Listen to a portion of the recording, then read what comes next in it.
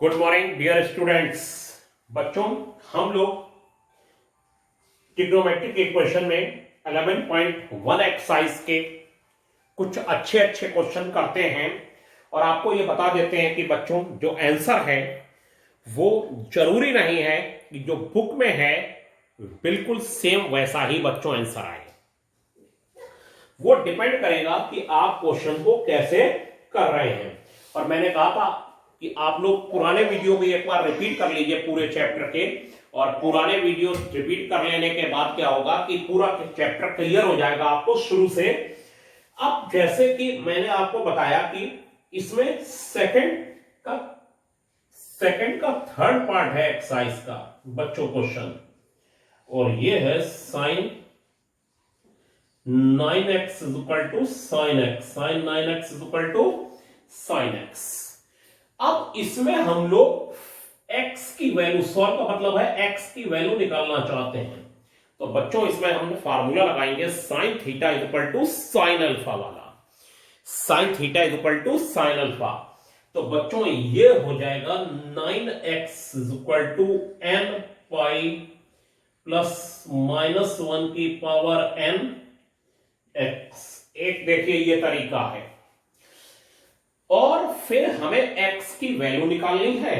तो एक x इधर भी है बच्चों और एक x इधर भी है। अब हम मुश्किल में फंस गए, जानबूझ के हमने आपको इसीलिए ऐसे बताया। अब ये x एक ही लेफ्ट में होना चाहिए और बाकी सब राइट में होना चाहिए। इसके लिए बच्चों ये काम किया जाएगा, हम लिख देंगे व्हेन, हो ऐसे भी जाएगा और वो मैं आपको बता रहा हूं, when n is even. n बच्चों क्या है?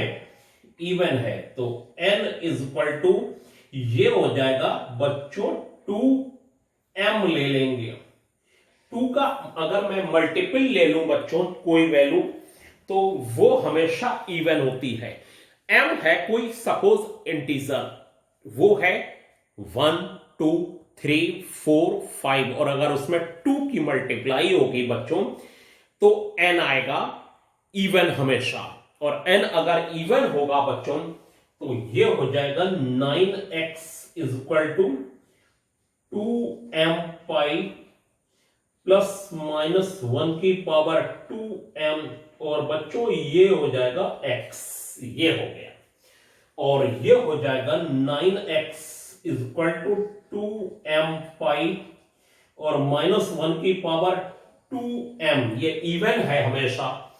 तो माइनस 1 की पावर अगर आप 2m को देखें तो ये हो जाएगा माइनस 1 का स्क्वायर, और बच्चों ये पावर m, और ये हो जाएगा 1 की पावर m, और ये बच्चों हो जाएगा 1।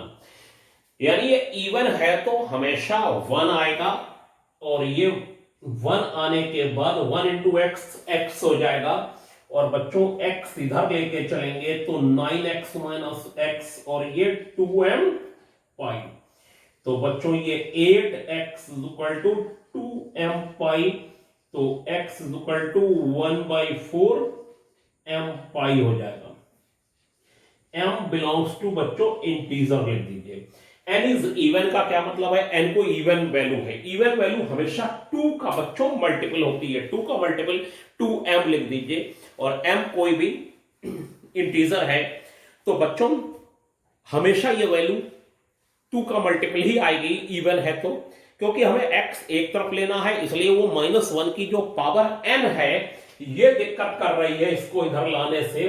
इसको हटाने के लिए कि ये देखें प्लस होगी या माइनस, तो ये प्लस हो जाएगी बच्चों माइनस 1 की पावर 2m, और x इधर आ जाएगा तो 9x माइनस x 8x हो जाएगा। अब क्या है? when n is odd, n अगर odd है, n odd है तो n इज इक्वल टू हो जाएगा बच्चों 2m प्लस 1।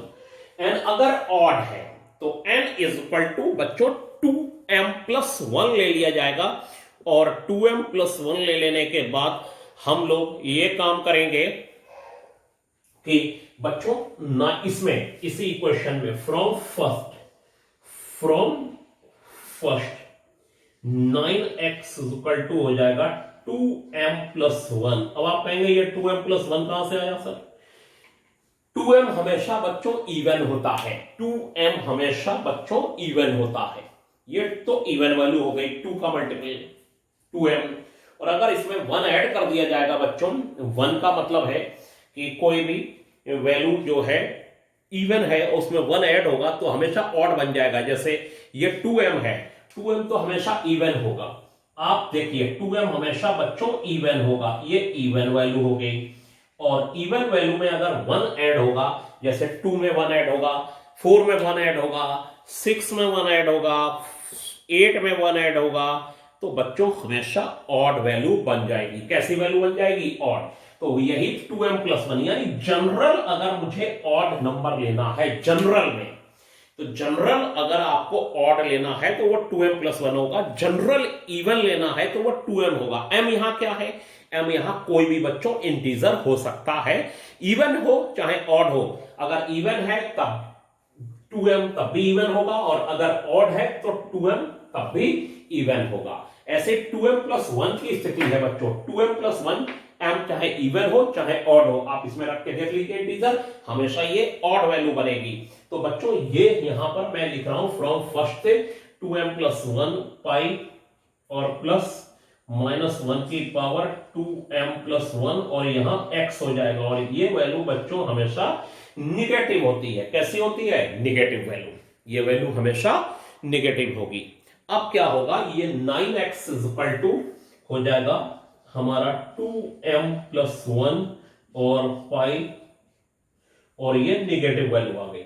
और बच्चों x इधर लेके चलेंगे तो 9x + x = 2m+1 पाई, और ये 10x हो जाएगा बच्चों, और ये हो जाएगा 2m+1 पाई। तो x बच्चों हो जाएगा 2m+1 पाई बाई 10। ये हो गया, ये x की वैल्यू आ गई। और m बिलोंग्स टू इंटीजर तो आप लिख देंगे। ये भी क्वेश्चन सही है बिल्कुल, इसमें भी कोई गलती नहीं है, मतलब कोई इसमें गलती नहीं मानी जा सकती। और जब गलती नहीं मानी जा सकती तो बच्चों आप कहेंगे फिर आप सर दूसरे तरीके से क्यों बता रहे हैं? देखिए अगर मैं दूसरे तरीके से करता, ठीक है, अब आंसर बुक का नहीं मिलाना है आप लोगों को इसमें एक्सरसाइज में, ये देख लीजिए, और मुझे बताना है कि अगर कहीं दिक्कत आ रही है। और ये अगर मैं ऐसे कर लेता कि sin 9x - sin x = 0, अब मैं sin x को अगर लेफ्ट में ले चलता बच्चों, तब क्या होता? sin c - sin d का फार्मूला लगा देता मैं, और 2 sin c - d होल 2, और ये हो जाएगा बच्चों cos c + d/2 = 0। और बच्चों 2 0 में चला जाएगा, और ये हो जाएगा sin 8x/2 और cos 10x होल 2 = 0। और ये हो जाएगा बच्चों sin 4x और cos 5x = 0। अब यहां पर आप बेवजह की परेशानियों से बच जाएंगे। देखिए अब यहीं पर, अब एक बार आप कहेंगे sin 4x 0 है, और एक बार कहेंगे cos 5x 0 है। जैसे a × b 0 है, तो एक बार आइदर a 0 आइदर b 0। ऐसे ही if sin 4x = 0, अगर sin बच्चों 4x 0 है तो बच्चों 4x = हो जाएगा n पाई, तो x = हो जाएगा 1/4 n पाई, जहां n बिलोंग्स टू इंटीजर हो जाएगा। और बच्चों अगर if cos 5x 0 है तो 5x = हो जाएगा बच्चों 2n+1 π/2, तो बच्चों x की वैल्यू हो जाएगी 2n+1 π/10 हो जाएगी। ये आ जाएगा π/10, 2n+1 π/10 हो जाएगा। ठीक है बच्चों, तो ये क्लियर हो जाना चाहिए कि अब ये क्वेश्चन मैंने आपको इसीलिए बताया कि ये 2 मेथड से हो सकता है, वेरी इजीली 2 मेथड। ठीक है, अब एक मैं और वीडियो अभी इसका एक्सरसाइज का दूंगा बच्चों, लेकिन उससे पहले इसी वीडियो में मैं आपको एक क्वेश्चन और बता रहा हूं जो बहुत ही इंपॉर्टेंट होते हैं। 6 का फर्स्ट पार्ट, और देखिए बच्चों 6 का फर्स्ट पार्ट हाँ, तो बच्चों हम लोग 6 का फर्स्ट पार्ट जानना चाह रहे थे। ये इसलिए जानना चाह रहे थे, कल हमने इसका एक एग्जाम्पल इससे पहले वाले वीडियो में आपको दिया है बच्चों, ठीक है। और वीडियो में देने पर यह बताया है कि आपको कि अगर साइन और कॉस के टर्म हो, दोनों टर्म हो, और एक कांस्टेंट हो राइट साइड में, या साइन और कॉस का टर्म बन जाता हो, जैसे बना हुआ है sine x plus cos x equal to बच्चों √2, ये बना हुआ है, सपोज बना हुआ है, ये तो यहां डायरेक्ट बना हुआ है। तो साइन एक्स का कोफिशिएंट है बच्चों 1 और कॉस एक्स का कोफिशिएंट है 1, दोनों 1 है। साइन एक्स का इंटू में है 1, कॉस एक्स के इंटू में है 1, और दोनों के स्क्वायर का सम का अंडर रूट ले लीजिए, दोनों के स्क्वायर के सम का अंडर रूट यानी √2। मैंने कल आपको बताया इससे पहले वाले वीडियो में कि साइन और कॉस का क्वेश्चन है, साइन और कॉस के क्वेश्चन के साथ या तो वो साइन और कॉस का क्वेश्चन बन जाता है या बना ही हुआ है जैसे ये, और राइट साइड में एक कांस्टेंट है बच्चों। तो इसमें हम ये करेंगे साइन और कॉस के कोफिशिएंट के स्क्वायर के सम के अंडर रूट से दोनों साइडों में डिवाइड करते हुए चले जाएंगे। 1/√2, 1/√2, यहां √2/√2, और बच्चों ये 1/√2 साइन एक्स के साथ वाला साइन 45 हो जाएगा, और कॉस एक्स के साथ वाला कॉस 45 हो जाएगा, और इक्वल टू 1 है। और बच्चों इसे लिख लीजिए cos x cos 45 और sin x प्लस sin 45, ये दोनों cos वाले पहले और sin वाले बाद में लिख के 1 लगा दिया। और बच्चों cos a cos b plus sin a sin b लिख दिया। cos a cos b plus sin a sin b, ये फार्मूला बन जाएगा बच्चों cos a माइनस b का। cos a minus b means होगा कि cos x माइनस 45 का, और राइट साइड में है 1 को कहते हैं बच्चों cos 0। क्या कहते हैं? cos 0। और cos 0 की वैल्यू जब 1 हो जाएगी बच्चों तो हम फार्मूला लगा देंगे cos theta is equal to cos alpha. तो ये हो जाएगा theta is equal to 2n pi plus minus 0। Theta is equal to 2n pi plus minus 0। अब यहां पर हम लोग x इज इक्वल टू सीधे लिख देंगे बच्चों 2n पाई, सॉरी लिखा हुआ है बच्चों, ये 0 तो गया, 45 राइट साइड में चला जाएगा, और ये हो जाएगा x equal to 2n pi plus minus 45, और x की वैल्यू हो जाएगी 2n pi plus minus pi by 4।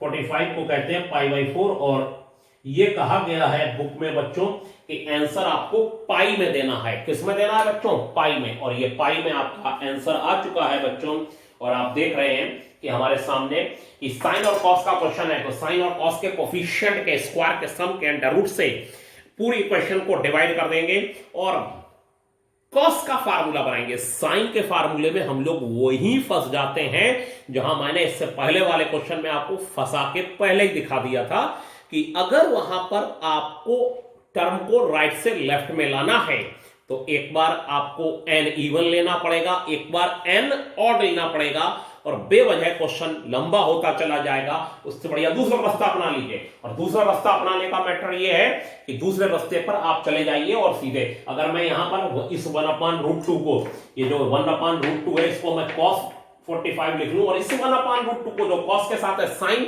45 लिख लूं, तो ये साइन का फार्मूला बन जाएगा बच्चों। किसका फार्मूला बन जाएगा? साइन का। और फिर हम मुसीबत में ही फंसते चले जाएंगे, क्योंकि फिर इधर लाने के लिए टर्म और प्लस माइनस या प्लस करने के लिए n इवन और n ऑड लेना पड़ेगा। जो ये मैं दिखा चुका हूं आपको, इसलिए अब मुझे ज्यादा एक्सप्लेन करने की जरूरत नहीं है, और इस सावधानी से बच लिया जाए। इस सावधानी को हम लोग कर ही लें कि हम लोग साइन के फार्मूले न लगाते हुए इसमें कॉस के फार्मूले से काम चलाएं। तो आज के लिए इस वीडियो के लिए बच्चों थैंक यू।